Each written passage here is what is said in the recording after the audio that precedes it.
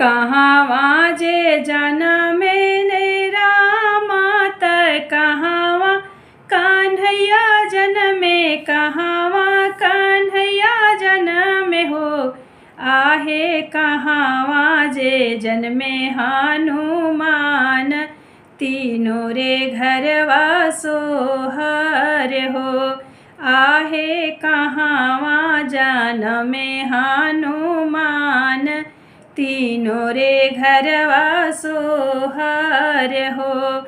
अवधा में जनमे ले रामा त मथुरा कान्हैया जनमे, मथुरा कान्हैया जनमे हो। आहे पर्वत पर जन्मे हनुमान, तीनों रे घरवा सोहर हो।